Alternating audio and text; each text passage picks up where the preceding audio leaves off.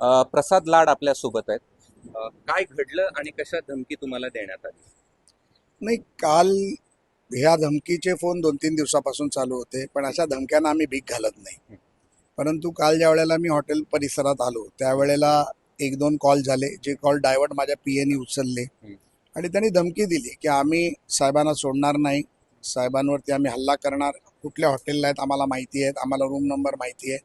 आणि अशा प्रकारची धमकी आल्यानंतर मी पोलिसांना कळवली, माननीय पोलीस आयुक्तांना कळवली, बीड एस पी जालनाला कळवली. आणि त्याच्यानंतर ज्या वेळेला पोलिसांनी त्या नंबरला ट्रॅक केलं तेव्हा हॉटेलच्या परिसराचं सिडको परिसर मला कल्पना नाही, बरोबर. त्या हॉटेलच्या आवाराच्या आजूबाजूच्या परिसरात 2 लोकांना अटक केली गेली, एक माणूस फरार आहे. त्यामुळे आता पोलीस त्यांची कारवाई करतील, मला कल्पना नाही. त्यांचं काय म्हणणं होतं? शिवीगाळ करणं. काय असतं की आपण एखादं चांगलं कार्य करायला येतो तेव्हा कोणाचं तरी त्याला विघ्न असतं. त्यामुळे मला वाटतं की पोलीस चौकशीतून ते निष्पन्न बाहेर येईल काय आहे त्यांचं म्हणणं, काय आहे.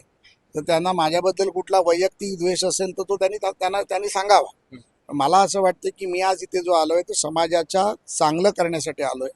मनोज दादाला भेटून समाजाची काही कामं राहिली असतील तर ती मार्गी लावण्यासाठी आलोय. एक वैयक्तिक अधिकारात मी इथे आलोय, दादाच्या निमंत्रणावरती इथे आलोय. त्याच्याबद्दल जर कोणाला द्वेष असेल तर मला वाटतं देश ठेवण्याचं कारण नाही. असं आहे की हे दोनही नाव जे पोलिसांकडून माहिती मिळते ते दोनही नावं हे आंदोलक आहेत, म्हणजे मराठा आरक्षणाचे आंदोलक आहेत असं दिसतंय. त्यांना काय द्वेष? मला कल्पना नाही, पोलिसांकडनं माहिती घेईन त्यानंतर मग मी त्यावरती प्रतिक्रिया देईन. बरं, आता तुम्ही जाण्यावर ठाम आहात ना, आता तुमची भूमिका काय आहे या सगळ्या संदर्भात? मी प्रसाद लाड वैयक्तिक अधिकारात मनोज दादाच्या निमंत्रणावरती दादाकडे चाललोय, दादाची भूमिका ऐकून घेतोय, त्याच्या मनामध्ये कुठल्या विषय बाकी आहेत, कुठली कामं राहिली नाहीत ती समजून घेतोय. आणि निश्चितपणे दादाची भूमिका समजून सरकारची भूमिका दादाला मी सांगेन. सरकारने काय काय काम केलं, एक विधिमंडळाचा सदस्य म्हणून मला देखील त्याची कल्पना आहे. या आरक्षणाच्या सर्व प्रक्रियेमध्ये 2017 पासून मी या प्रक्रियेत आहे. त्यामुळे मराठा समाजाचं मुंबईचं आंदोलन असेल, अनेक आंदोलनात एक कार्यकर्ता म्हणून आम्ही सहकार्य करण्याची भूमिका घेतली. आरक्षण मिळाल्यानंतर जो आनंद मनोज दादांना झाला, समाजाला झाला, तो आनंद मला झाला. त्याच पद्धतीमध्ये आता देखील जर त्यांच्या कुठले प्रश्न राहिले असतील तर ते निश्चितपणे मार्गी एक शेवटचा प्रश्न, तुमची आणि त्यांची शाब्दिक चकमक अवघ्या महाराष्ट्राने पाहिलेली आहे, म्हणजे त्याच्या पातळीबद्दल कोणी बोलायला नको, मात्र तरी देखील दोघांची पुन्हा त्याच कारणासाठी मी भेट होते. त्यांचं कधीच आंदोलनाच्या वरती अपमान केला नाही. ज्या वेळेला त्यांनी देवेंद्रजींचा अपमान केला त्या वेळेला मी त्यांना उत्तर दिलं. मी त्यांना नेहमी मनोज दादा म्हटलं, भाऊ म्हटलं.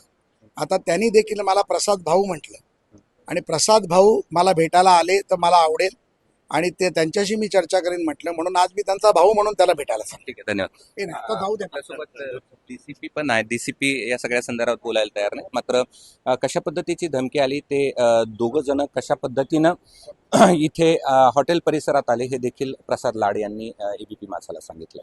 मी कृष्णा केंडे, एबीपी माझा, छत्रपती संभाजी. एबीपी माझा, उघडा डोळे बघा नीट.